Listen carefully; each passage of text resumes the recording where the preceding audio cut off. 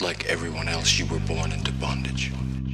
Born into a prison for your mind. Buckle your seatbelt, Dorothy, because Kansas is going bye-bye. You'll want to remember this moment as the last time you thought the flat earth was stupid.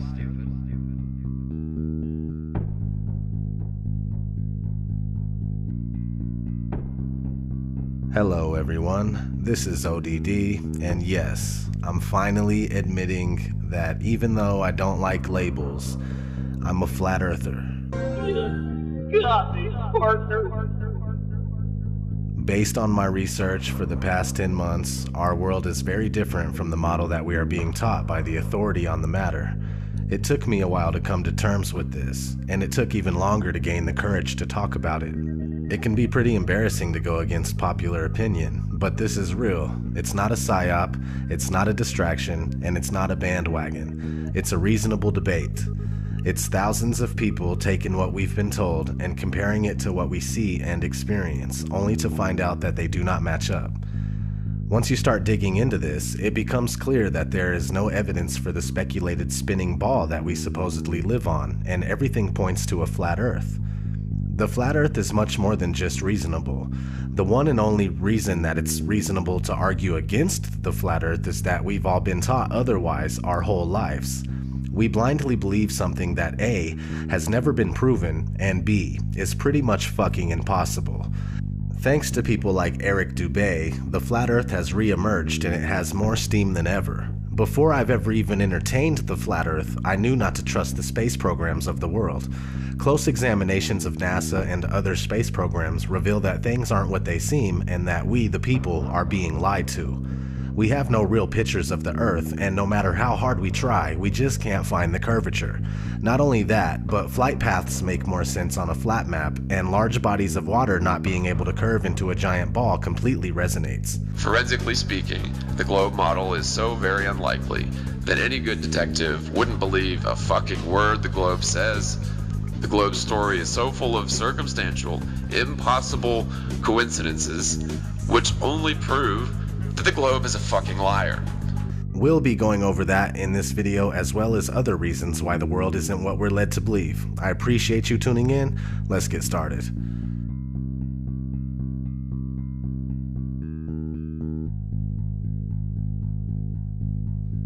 Our daily observations of the Earth are consistent with a flat and stationary surface. Most, if not all, ancient civilizations knew that the Earth was flat. The people of today would say that ancient cultures were ignorant and unaware, yet they accomplished great feats that we still can't accomplish to this day. The truth is that they had real knowledge, and some of us only have an education. But what is an education? Education is when you are told what to think and how to think. Those that are able to remember and regurgitate what they've been told on command are considered well educated. But there is a big difference between being educated and being intelligent. Just because you believe what you've been told doesn't make it true. In fact, the flat versus spherical Earth is a debate that has never really died. It's been raging for centuries. It was a huge argument as recently as the early and mid-1900s, but with programs like NASA, founded in 1958, the latter half of the 20th century was a win for the spherical Earth. It wasn't a question for the average person anymore. Though at the time the shape of the Earth was still up to be proven, NASA claims that they went to the moon and captured a shot of the spherical Earth as if they always knew it was indeed spherical. Those of you who think this technical difficulty was planned and think I'm scamming you, go do it for yourself. Because you're going to find the exact same thing. I got nothing to hide here. This is live on the air, okay? I'm going to zoom in on the Earth in Photoshop. Can you see the Earth? To image, adjust, levels, and I'm going to bring the levels over here. And I'm going to bring the levels up. Uh-oh. What is that? Why is there a square box around the Earth allegedly taken from the scientists on the moon in Apollo 17? And people wonder why I don't trust NASA. That's why I don't trust NASA. I mean, they're always out there saying, you know, Rob, everybody's trying to show you stuff from space and you keep rejecting it. This is why I reject it. These guys are liars. you know? What are some of the basic observations someone can make to ascertain that the Earth is neither a globe or spinning? We've been taught that we're on a ball spinning around the sun, and so to hear that you might be on a flat plane, motionless at the center of the universe with all the celestial bodies spinning around you, just as it appears, actually comes as a surprise. But it shouldn't, because our eyes, experience, and common sense all tell us that the horizon is perfectly flat, and we feel motionless. We don't hear ourselves whizzing by at thousands of miles per hour. No matter how high amateur rockets or balloons have gone up, the horizon rises to the eye of the observer all the way up, and that's only consistent with a flat plane. Their theory just gets more and more wild as time has gone on. And so, yeah, it began with the spinning Earth going 1,000 miles per hour, which is then circling around the sun at 67,000 miles per hour, which then they decided the sun wasn't a heliocentric model, but more of an acentric model, where they don't know where the center is, and we're just exploding out of a big bang. So the sun, we're spinning around the sun, and then the sun and us are spinning around the Milky Way galaxy, they say, at 500,000 miles per hour. And then the entire Milky Way galaxy, they say, is shooting off from the Big Bang at 670 million miles per hour, almost the speed of light. So there's at least 4 rip-raging, contradictory motions supposedly going at all times, yet you don't experience any of it, nor can you measure any of it using the stars. The flat motionless Earth is not only is it the greatest conspiracy of all, it's also the easiest to prove. I mean, it just is flat and motionless, just as it appears. Look into it more and more, make it a thing to try and debunk it, if you will. You know, even if you want to do it that way. Negative reinforcement works too. Try as you will, you're only going to find proofs for the flat motionless Earth. You're not going to confirm that you're on a spinning ball.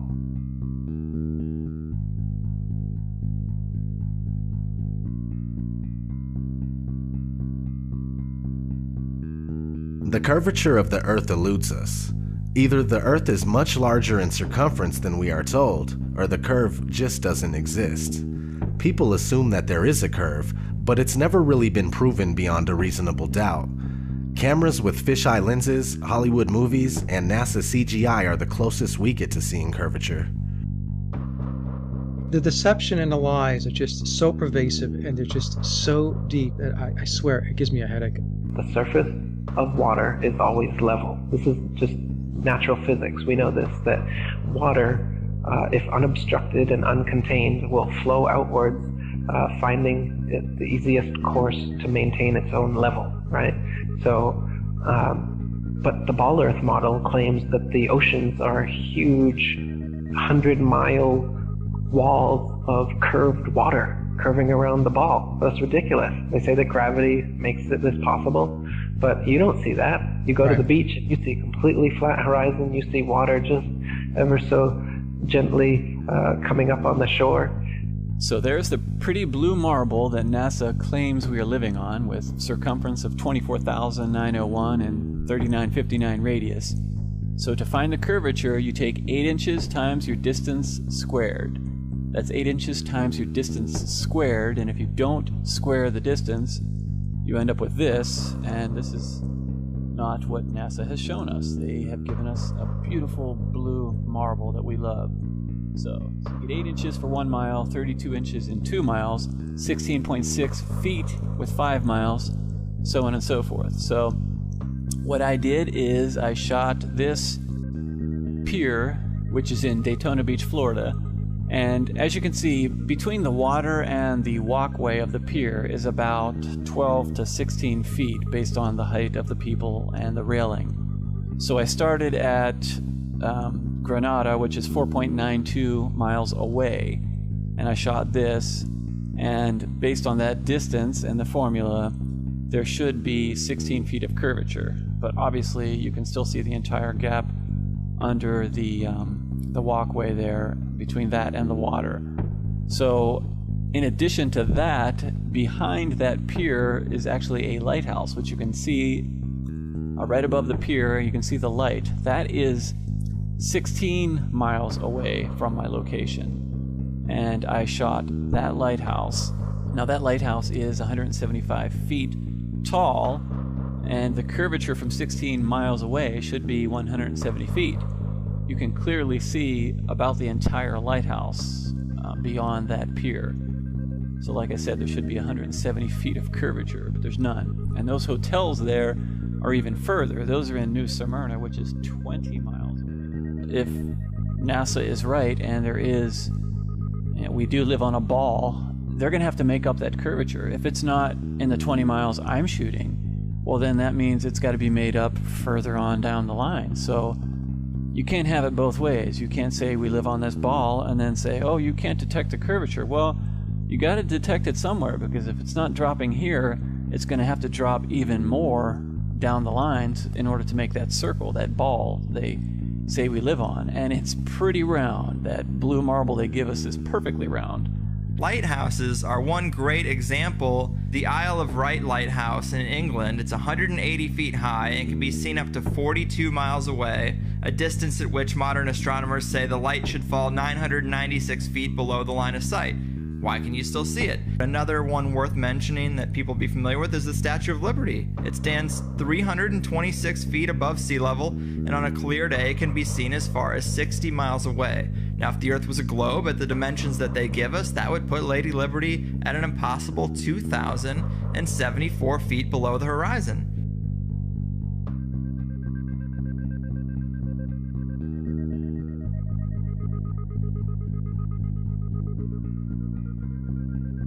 No, not one picture of the Earth. Imagine that. 2016, and we still don't have a picture of our home. Thousands of satellites supposedly orbiting the Earth. Why can't we get thousands of pictures? One shot with the whole Earth in it. Hell, we should have a channel on cable that shows the Earth rotating 24 hours a day, every day. Nope. Let's listen to NASA's very own Robert Simon talk about how we get our fake pictures of Earth. In 1972, we saw our home in a new way. Apollo 17 astronauts snapped this picture. It gave people the first look at their home planet as a single entity. Last week, scientists at NASA released this. The shot is compiled from data from NASA's VEERS instrument, which orbits the Earth about every 100 minutes, taking measurements of light coming off the planet. That can be translated into ribbons of imagery like this, and then into one of these. And this is just the latest in NASA's Earth from Space album, which may be one of the most mind-expanding collections of images in human history.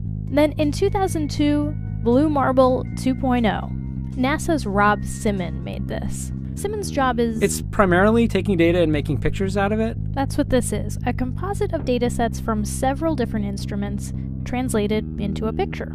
So we actually had to take clouds out. They stashed the clouds for later, went onto the ocean. That came from an instrument that measures phytoplankton in the sea. Where it was low, I colored it dark blue because they're low mostly in mid-oceans. And then where it was a little bit higher, it was like a little bit brighter green. Then add the clouds back in. There's a small problem with it because there's a very slight gap in between each orbit. So some of those are painted on. It is photoshopped, but it's has to be. Then there was another layer to sort of simulate the atmosphere. And then there's this little bright spot. It's called the specular highlight. So it's the reflection of sunlight off of water. Those are the pieces, but you can't just slap them all together. It just didn't look realistic. It looks kind of flat, or the clouds are sort of too see-through. So I just hit Command-Z a lot. There's artistry to creating the world. What I imagine it to be. Unfortunately, I'm not an astronaut. I've never been to space. But I've looked at these images over and over again, trying to sort of get the essence of it. It is photoshopped, but it's has to be. It is photoshopped, but it's has to be. It is photoshopped, but it's has to be. It is photoshopped, but it's has to be. Excuse me, I'm allergic to bullshit. Not having one authentic picture of the Earth alone is a huge red flag. Christoph, let me ask you, Why do you think that Truman has never come close to discovering the true nature of his world until now? We accept the reality of the world with which we're presented. It's as simple as that.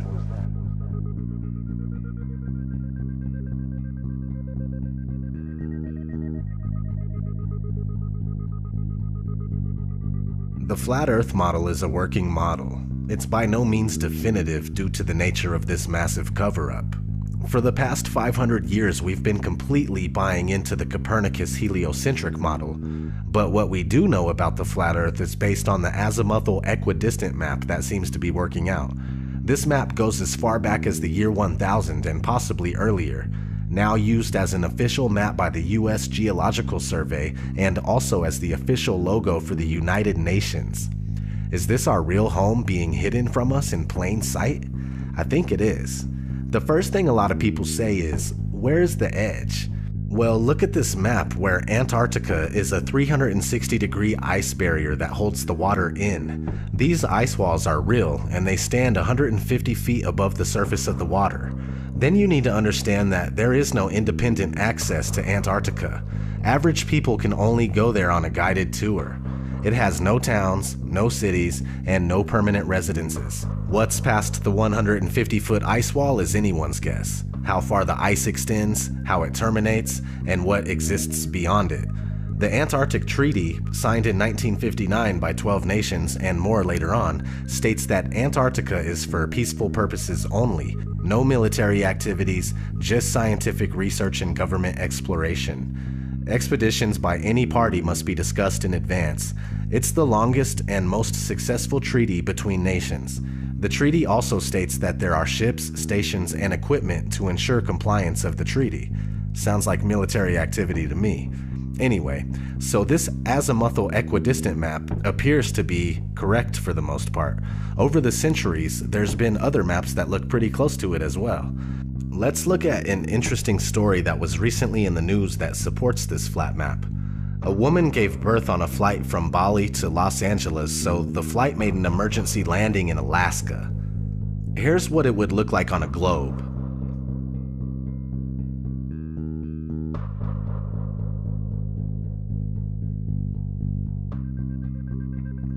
Now, here's what it would look like on a flat Earth.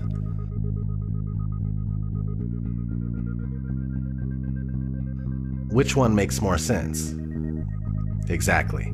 A big issue I was having with the flat Earth for the longest time was the sunrise and sunsets. I realized that it was a perspective issue. First, you must understand that the sun is not 93 million miles away. If it was, we would never see anything like this here. This is concentrated because it's closer. It's much more probable that the sun is only a few thousand miles away and that it's the same size as the moon. Once you comprehend this, all of the sudden, solar eclipses make sense. Holy fucking shit! Something that makes sense!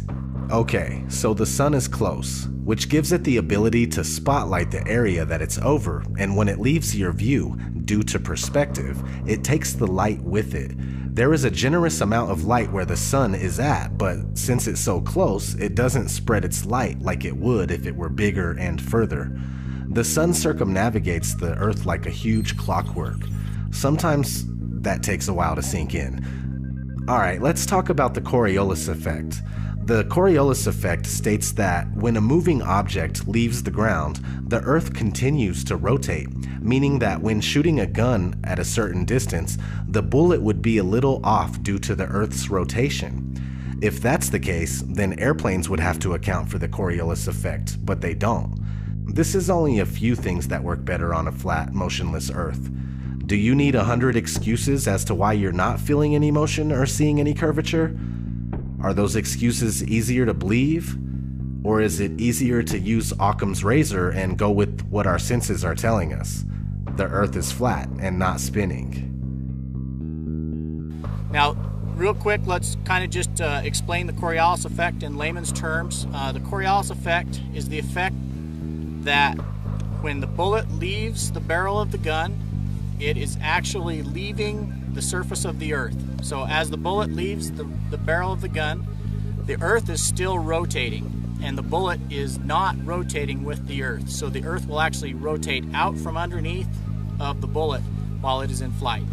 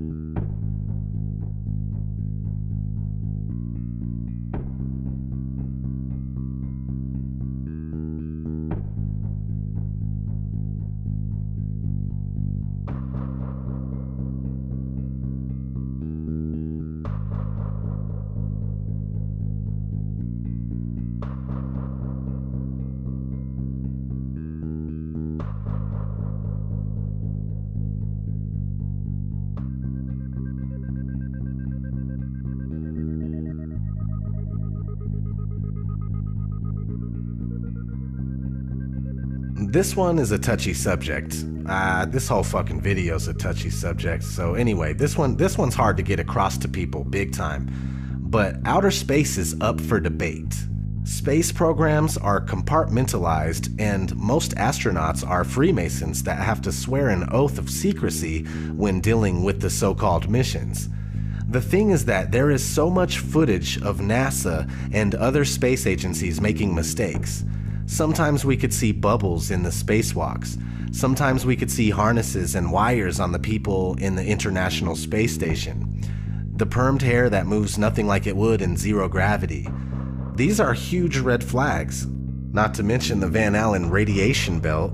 The Van Allen radiation belt is a layer of energetic charged particles that is held in place around a magnetized planet such as Earth by the planet's magnetic field.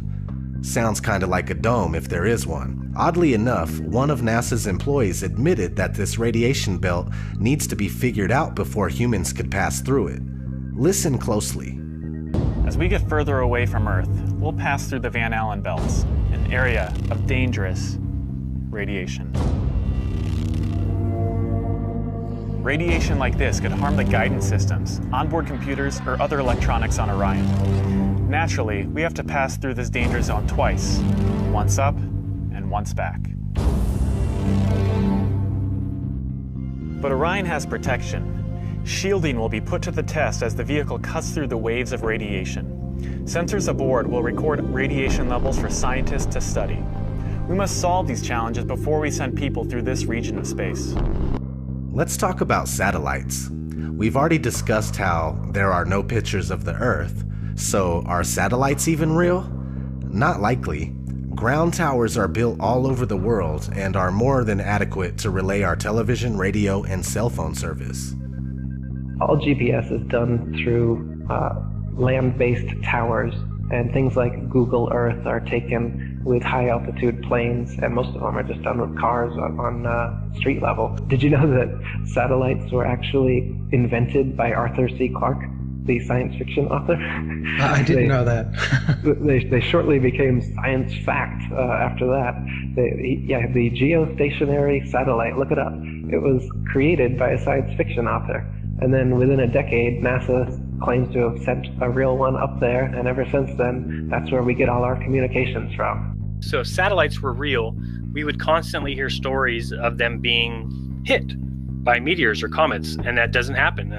No one's ever lost their direct TV feed during the Perseids meteor shower because one of the meteors knocked out one of the satellites. It doesn't happen, it's never happened, and it won't happen. And that to me tells me there is no satellites. You would constantly be worried about them, and you would constantly hear about them having something happen, and it's so rare that you hear that.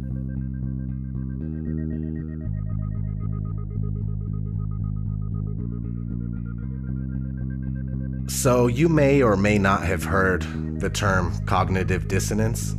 Cognitive dissonance is when new information challenges your beliefs and you just can't let go. It's just like that scene in The Matrix. I don't believe it. It's not possible. Stop. Let me out! Let me out! I want out! We have a rule. We never free a mind once it's reached a certain age. It's not easy going through this kind of deception and then realizing that your whole life was spent thinking and believing one thing when it's the opposite. Nobody wants to feel like they've been fooled, like they've been had. I'm a human just like you, and I never would have thought in my wildest dreams that I'd be on this kind of journey. This journey of realization and reckoning. This journey of putting everything I know to the side so I can absorb information that seems ridiculous, yet so sensible. It's time to say fuck it. It's not your fault that you were wrong. It's not your fault that you fell for a trick that the whole world also fell for. I'm right here with you. It's time to take down your mental barrier and recognize that we have a lot of work to do in order to find out what this place really is and why we're here. It's not to be slaves of the dollar. It's not to be slaves of the clock. Our reality is being manipulated and hidden from us. Please wake up and try to awaken those around you.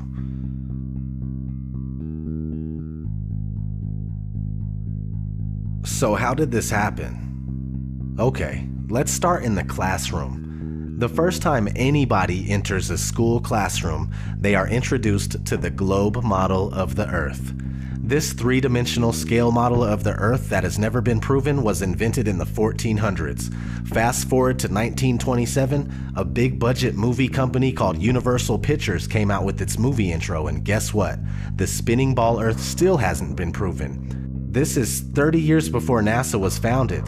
Over the years, Universal kept coming out with similar logo intros, and to this day, we see the spinning ball Earth before many of the movies that we watch. Besides, there are countless movies about outer space that use the same model. We have been indoctrinated, and it's as simple as that. For the spherical Earth to remain unproven after this long is a wake-up call to everybody that lives here. We need to shed this programming right here, right now, and find out what the fuck is going on. No more embracing this sick illusion that was created by psychopaths. I'm going to keep searching for answers and trying to make something happen. All I want to know is, who's coming with me?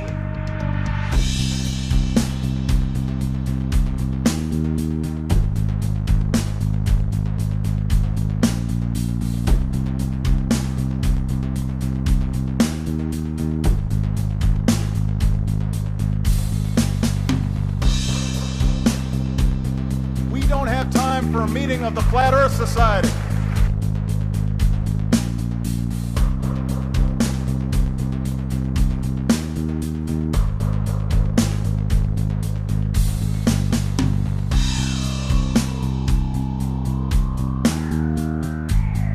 I'd like to be an explorer, like the Great Magellan. Oh, you're too late. There's really nothing left to explore.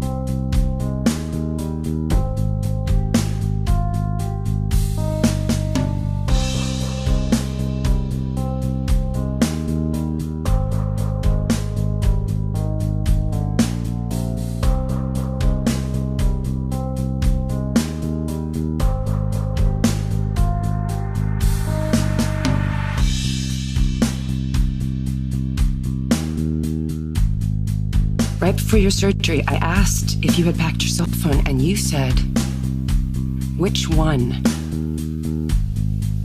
When? Skylar, I was medicated. I mean, I could have said the world was flat. You know what I think? I think you accidentally told the truth. The world was flat. You know what I think? You accidentally told the truth. The world was flat. You know what I think? You accidentally told the truth.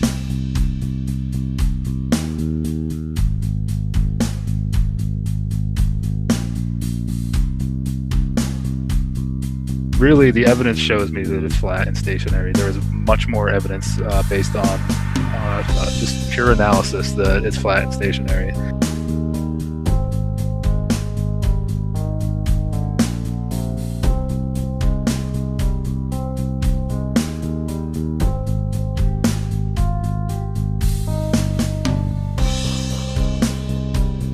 So it's not actually a sphere, it's oblate, and officially it's an oblate spheroid.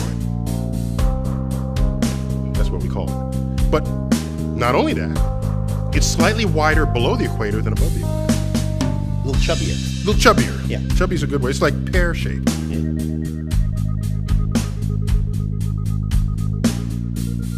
Really, we're in big trouble as far as lack of critical thinking and lack of free thinking. We really are in big trouble.